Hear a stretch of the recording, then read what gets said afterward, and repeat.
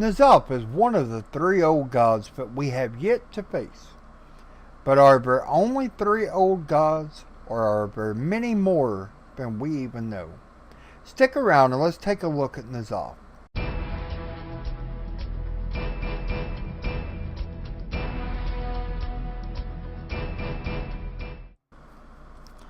First, let's take a look at the whispers of Il'gynoth that point to Nizam. Il'gynoth whispers, Nizam, a journey to Neolopa. Now obviously this whisper is talking about Neolopa, which is the city of Nizam's madness, and it's even seen in the Queen Ashara Warbringer video as his home, where he's at. That's where he's located. Now Il'gynoth whispers, to find him, drown yourself in a circle of stars. We've seen many YouTubers, myself included, talk about the circle of stars located in the Maelstrom. And many others have speculated that Nizam is imprisoned in Bashir. His exact location so far is unknown, but we are closing in.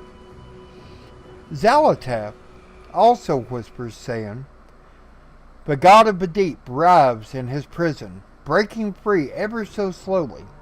You should hurry and defeat the fallen titan. There are greater battles yet to fight.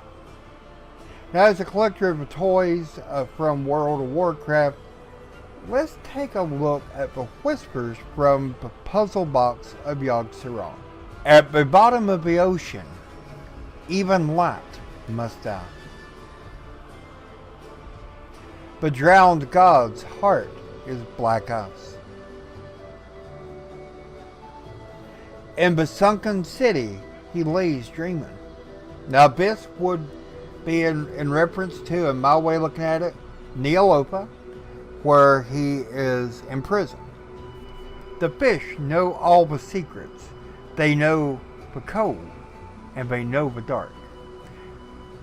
What did we see used as a symbol for Nizam and the Warbringer for Queen Ashara? A fish. In the land of Neolopa, there is only sleep. In the sleeping city of Neolopa, walk only mad things. And finally, Neolopa is a city of old, terrible, unnumbered crimes.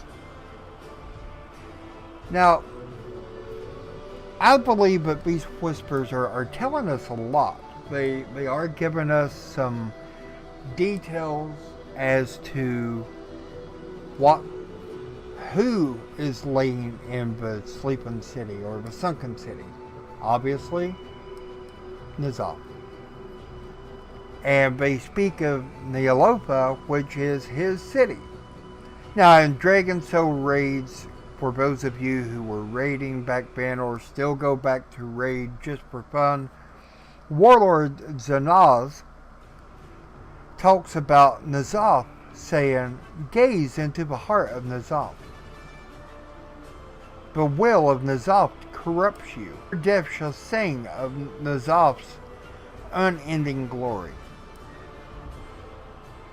Your skulls shall adorn Nizam's writhing throne. Now here, if you noticed, they're talking about a writhing throne. Okay? And above there was mention of the god of the deep writhes in his prison. I don't think that was a slip of the tongue or a mistake.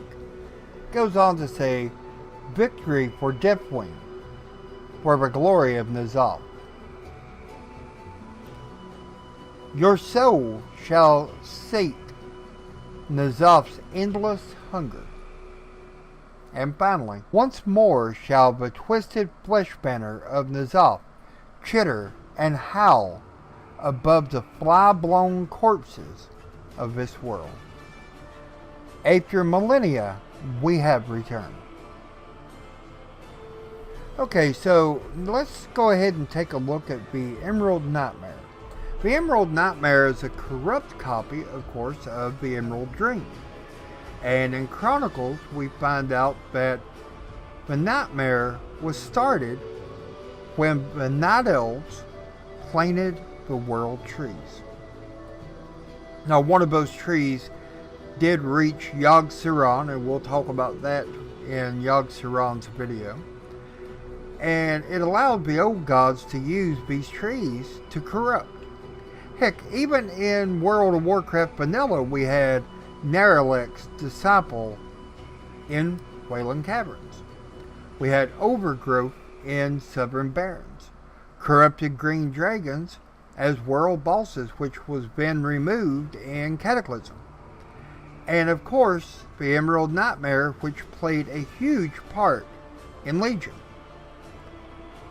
So, now that we've discussed all of this about Nizam, what do you think? Do you believe that he is, in fact, going to be returning? And do you think he will help usher in the return of the Black Empire? Let me know in the comments section below.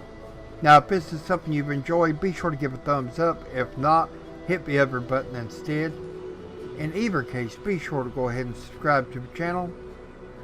And I'll see you soon in Azeroth.